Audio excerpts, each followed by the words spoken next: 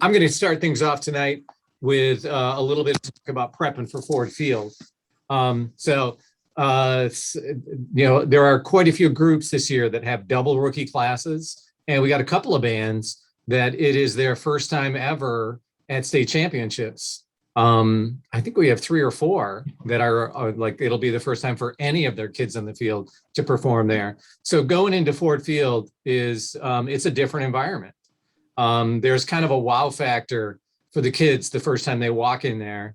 So if there's any way that you can get your kids inside that venue, just for them to even go in and look around a little bit, so that they're not so awestruck walking out of the tunnel and into that venue, that'll be a good thing for your performance. The kids will feel more comfortable walking in there and be a little more confident because they just won't be with the wow factor affected. Second thing that I want to talk about is percussion. And there's some significant challenges for percussion in there.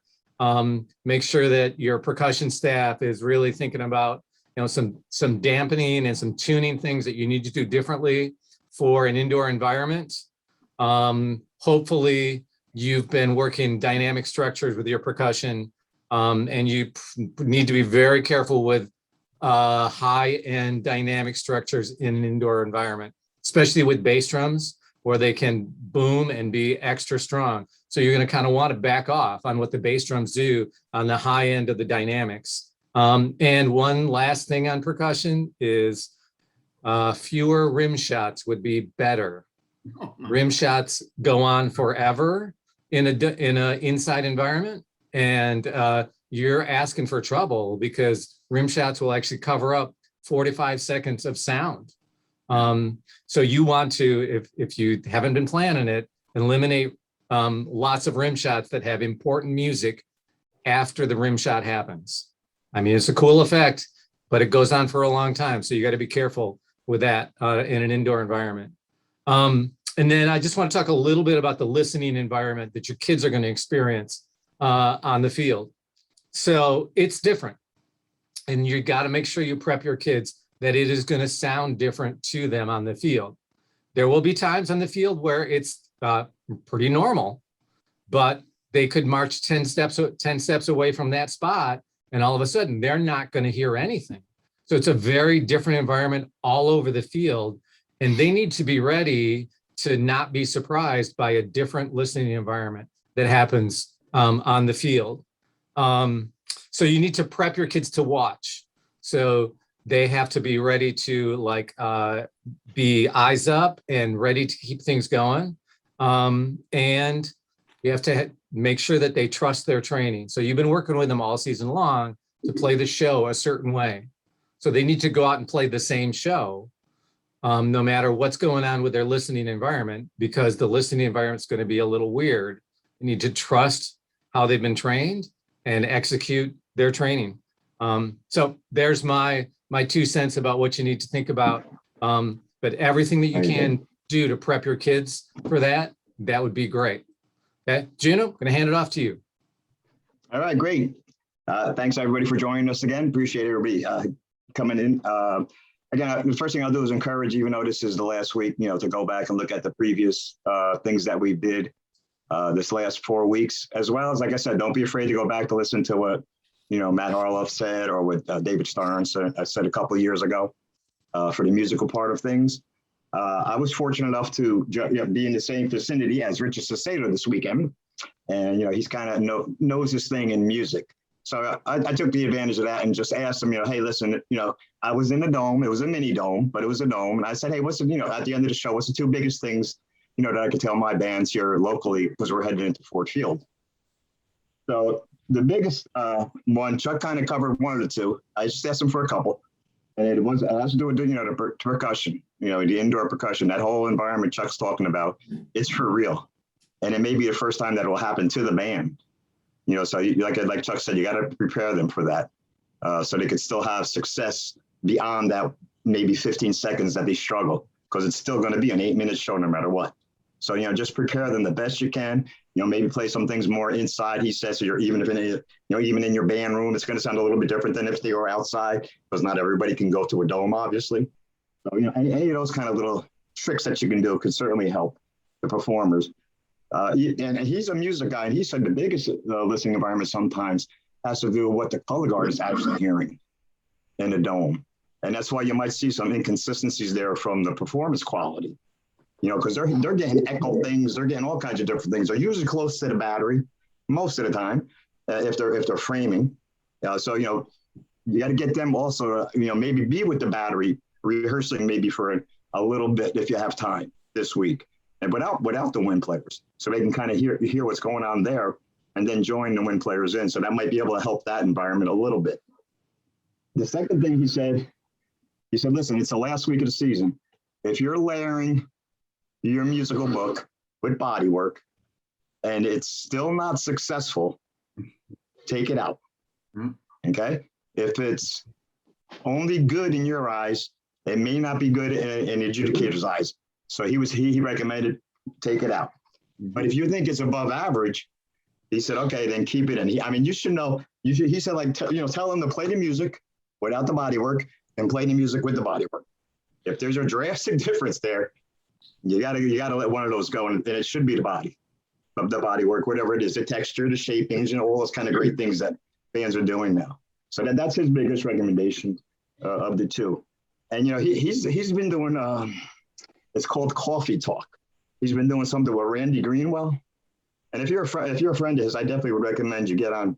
Well, I guess it's called Meta now, or Facebook, and they're free to share that information with. They just do it live. They're having a cup of coffee, two guys sitting down just talking like we're doing here.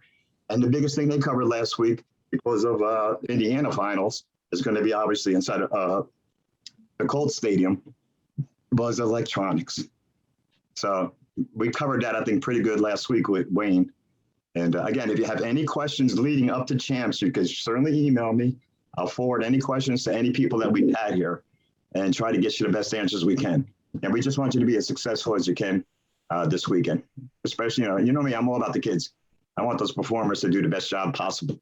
So we're trying to give you the best information to do that. And Dave, fortunately or unfortunately, is traveling to Arkansas. He's doing some championships there for them. We're just going to skip right on to Blair on the next cue here, and he'll follow through on the next idea. Yeah, I'll be pretty short here because being visual, we have Ron here as our guest, so I'm sure he's got a lot to cover. The only thing I would say is in all this discussion about prepping for the Dome, that's all great information, but also consider the warm-up process, because it's going to be very different in Detroit downtown than you would experience, at a high school. So, mentally prepare your students.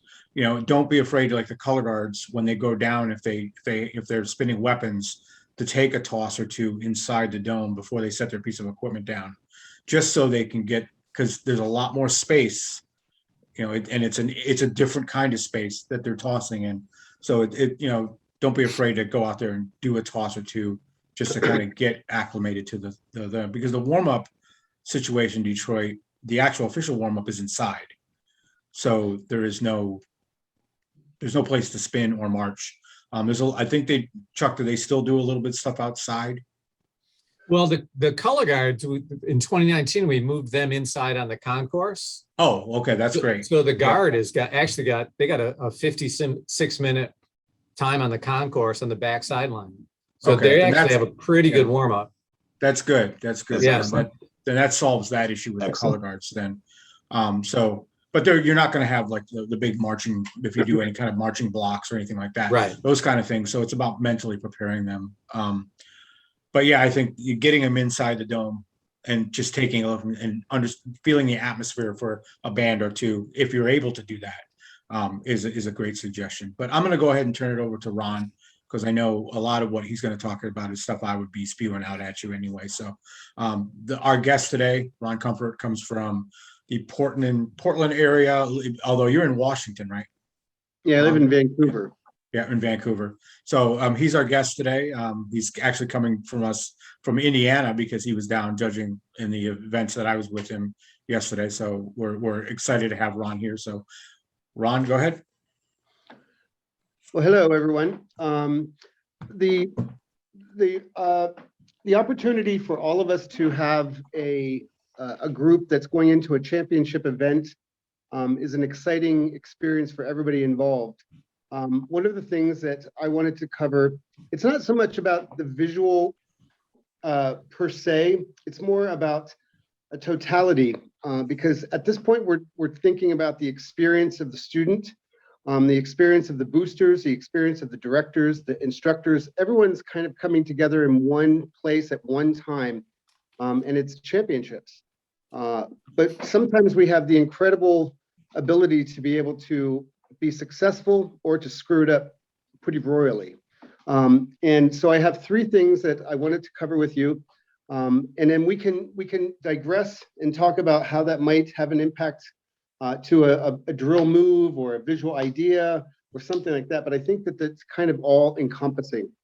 The first thing that I wanted to cover with you, and I gathered a lot of information this week from just asking questions. And like, what is the most important thing that we have to deal with for the coming week? It's the student. The student's experience during this whole process is the most important. And with that being said, the second thing is we don't want to reinvent the wheel. You know, we've been working all season long on certain techniques, certain drill moves, certain visual ideas, certain concepts. The last thing that we want to do at this particular point is panic, which is something that we sometimes do as adults and kids, is we panic. We don't want to reinvent the wheel. We want to keep the ideas consistent. We want to take the information that we've been giving these guys for the last, 7 weeks, 8 weeks, 9 weeks in live time, and we want to be consistent with it. We want to reinforce it, but we do not want to blow it out of proportion to the point where the kid's now going, no, wait a second. Last week, he told me to do this, or she told me to do this, and I've been really working hard on that. And now they're saying, you need more and more and more expression, more of this, more of that. We want to be consistent. Consistency is the most important thing. Don't reinvent the wheel. This weekend, I had the opportunity to judge on the field, and it's pretty amazing. I'm getting old, so that's one of the things.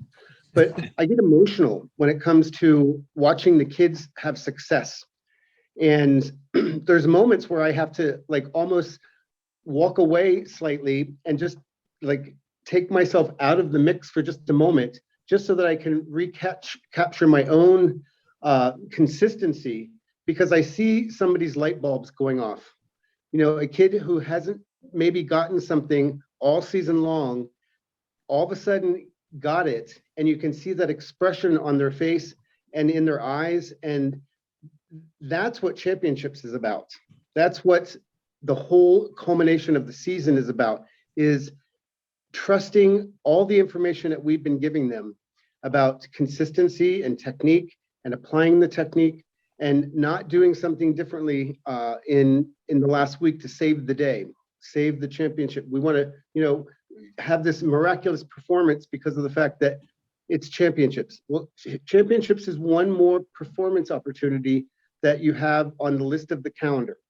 It just happens to be in Ford Field. It happens to be the last one, and it should be special. But it's special not because of one person. It's special because of the culmination of all of those people together, all the ingredients that we've been giving everybody all season long. That's why it comes out being great.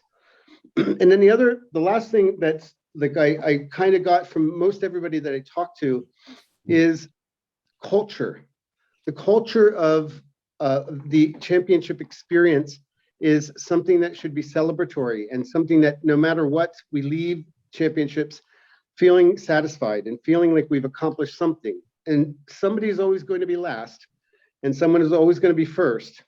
But the experience is about the adventure to get there, live it, and then recall it, and then figure out how you want to experience that championship event differently, perhaps next year. Charles said something that was kind of knocked me in my brain for a second, is that you guys have a double rookie class going into the Dome. A double rookie class is, we have not experienced that before.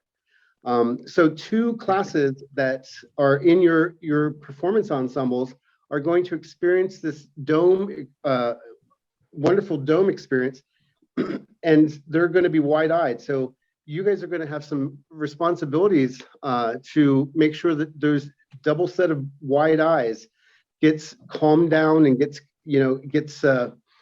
everything they need.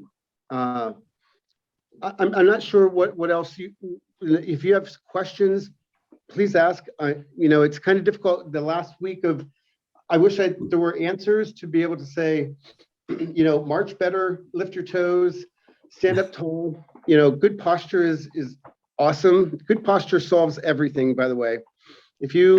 It does. I mean, like if everybody would just all breathe in, stand up a little bit taller, have those shoulders over the hips, and the hips square over if you had all of those ingredients, your score would go up 10 points. There you go. And Shilpa just agreed as she's like sneaking around in the room with me here. Yes.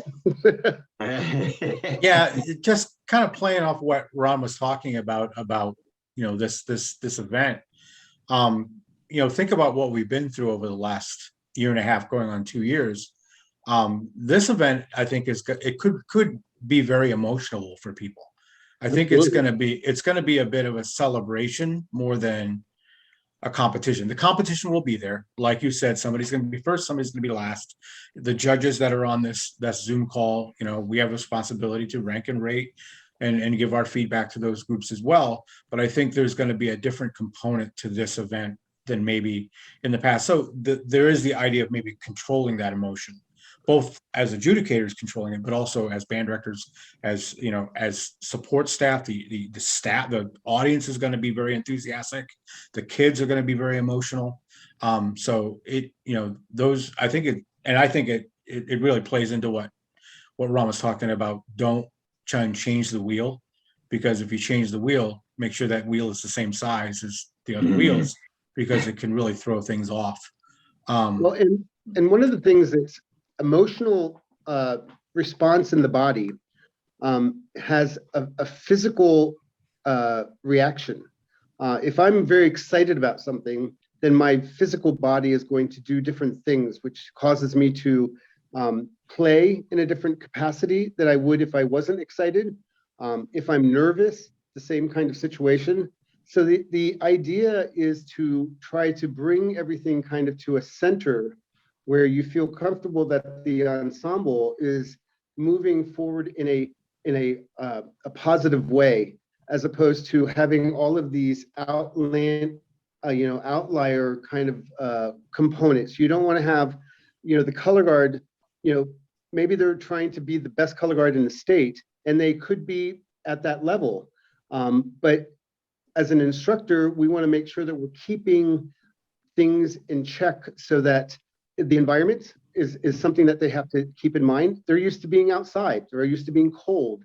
All of those factors come into play. And so the adults really have to make sure that they're working to keep things as consistent and calm as possible. And I'm not saying that being excited is good.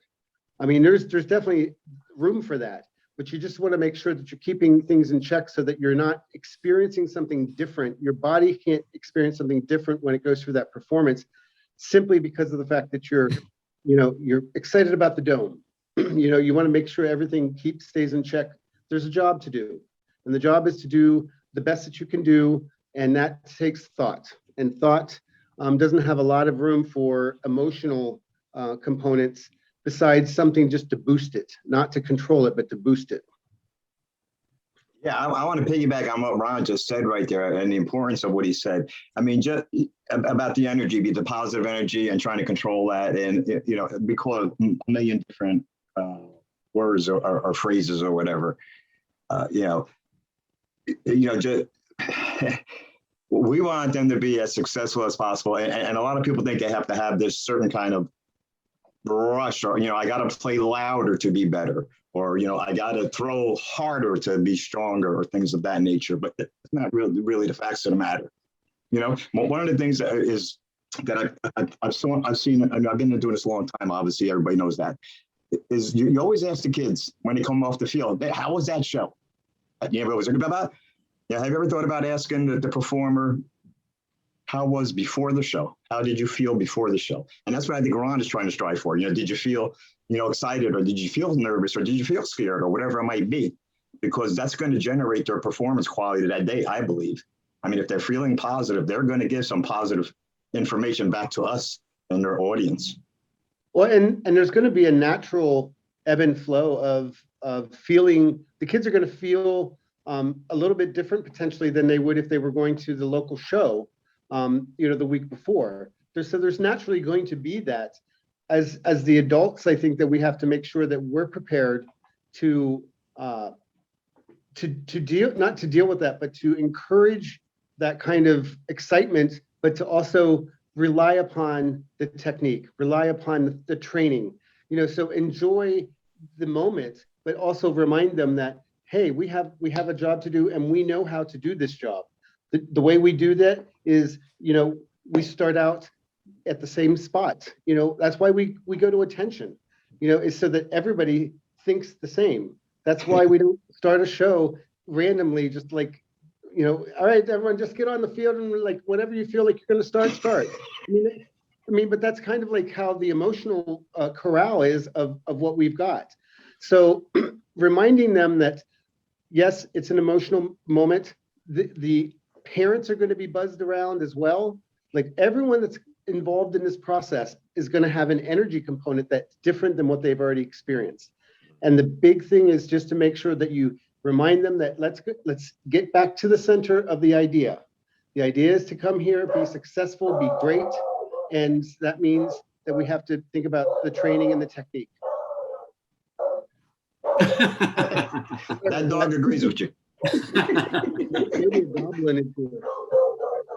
Listen, while we're listening to the dog, there's a few pointers up here. So this is from a couple of things from the judges. Similarly, the field commanders, conducting needs to be aware of what's going to happen in the dome as well. I mean, things might be bouncing off walls and things of that nature. And, everybody's going to count on the drum major to get the band back together. I mean, that's basically the only people that can get the band back at that point, really, if they have a struggling and not understanding what's going on.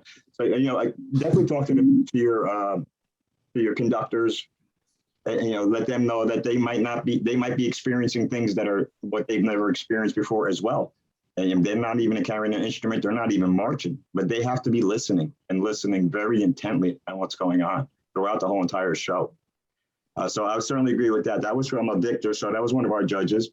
Mark said a little trick that the band does is wear earplugs to prepare for some listening experience. It's not the whole experience, but it is one of the experiences that you'll probably witness during, like you'll hear something probably in the dome, and maybe all of a sudden it's not as prevalent as it was, 15 seconds earlier, because you're in a new spot.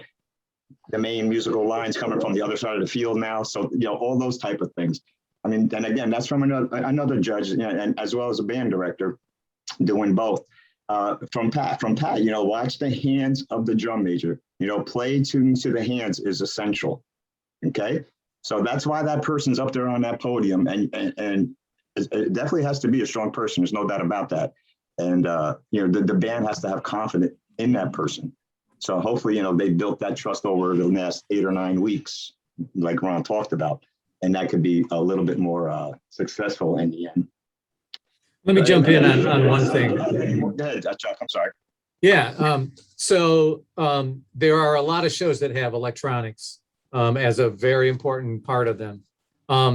You need to find a way to get somebody up in that club level. So somebody that goes up top, close to where the judges are, that you have, you're talking to them during the show, working the soundboard and telling them what the balance is like, because it's going to be different in Ford Field than it is anywhere else. It is not going to be the way it's been at your outdoor rehearsal. It's not going to be the way it was at that stadium last weekend. You need somebody talking to the person on the soundboard to balance that sound in real time as the show is going on. And they need to get up there, and they can do that, but they can't make it from field level up to the press box after walking on the field with the band. So at Ford Field, you got to leave the band in the end zone and start making your way up to the press box, because it takes 4 or 5 minutes to get up there. So you can't go on the field with the band to do that. So you got to plan a person that's got good ears to be up there talking to the soundboard guy, talking about balance. So that's a pretty critical thing in Ford Field. Yeah, and that's definitely something that, like you just mentioned, is not to be decided upon when you're going through the tunnel and figuring out who's going to go do that.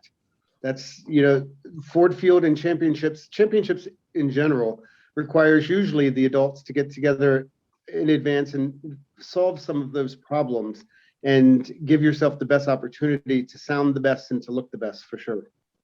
Mm-hmm. For the color guard warm-up, you mentioned that the color guard warms up in the tunnel or the concourse area. Yep, around the back sideline. If there's nobody in there, it's actually pretty loud.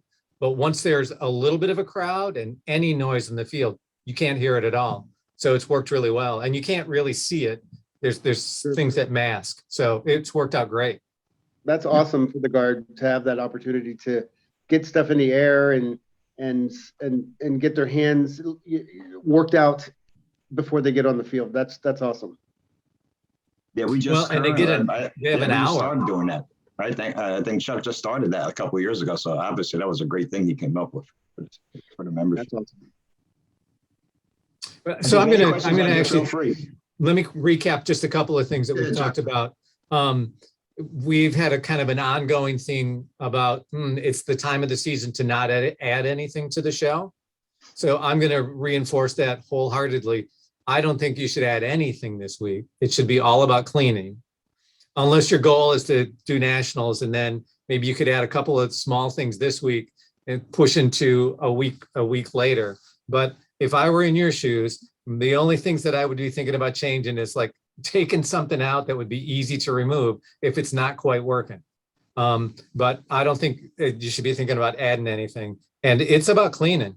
I said earlier, there is huge effect in clarity. So the cleaner you can make things, the more effective the show is going to be. So yeah, don't say, oh, the judges said I need a little bit more something going on in this ballad. Can I add a couple of body things? The answer would be no. You're taking too much rehearsal time to learn something that's going to take away time from cleaning. So that's my words of wisdom for this week. Well, and as the director, sometimes you have to make that call to disappoint your color guard director or disappoint, somebody that's maybe chomping at the bit to get something more out of a moment. Whereas your wisdom and your leadership has to come into play, where you have to look at the whole. You have to look at the totality of the program and say, we need to stay the course. And sometimes staying the course is a difficult thing to do because you want it to be the best. You want it to be like the best Aladdin show ever, and you just don't have quite that choreography the way you want it, but you're going to have to live with it. And again, clarity is going to be what pays off. The idea is going to come across, and as a judge, you're going to look at the cleanly factor of it, then the compositional factor of it in the moment, because that's what you're comparing more than anything, is comparatively in the moment, who's clearer. And who's clearer generally tends to get just a little bit more deposit in the coin bank than those that are not. Yeah, kind of playing off that, I judged a prelims in the same area Ron was yesterday, and I was on effect, and I found my most enthusiastic reactions were when it was something that happened with the students. It wasn't the designers I was reacting to. I would give credit for what was there and acknowledge those effects. But when I got emotional and when I got most excited was when the students gave me something. Whether it was, yeah. And usually it's sometimes the simplest things, the most beautiful things and the most personal things, and they took this much rehearsal to do. It was more about how you built the idea, how you communicated that to the student, and how the student then rehashed it back out. It's not about 5, 6, 7, 8, da da da da da da da da, you know, upside down, roll it over, you know, and then put the horn in, and then, you know, those things are great, but it's really about the purity of the idea and the purity of the moment. And when kids understand, they'll give it to you. They'll give it all to you for sure. Smile, right. yes, Victor, whoever just said that, Victor. 1,000 thumbs up to that. Any All right. And questions? does anybody else have any questions? Stand up tall. Good posture. Yes. Good posture goes a million miles. Mhm. I mean, I talk about it more on my tapes than anything, is making sure that the vertical posturing is solid. And I also, as a visual guy, I talk to them about if you stand up tall, you can play better. And I know some people probably listen to that and they're like, why is he talking about music? Well, because the body produces music. The body produces the air that produces the music. You know, and if you're all slunched up, you're not going to produce good air. All right. So to stand up tall, it'll kill 2 birds with 1 stone, and you're going to get twice the number of points if you do it. And just that simple word of projection, especially in Ford Field, like Ron just said, that's where you're going to get those points. It's just looking proper. It's going to be very helpful. All right. Well, I think we're pretty much wrapped up here tonight. Thanks everybody for being here. Thanks Ron for coming in and shedding some light on some things with us. And you know, we got 1 week left.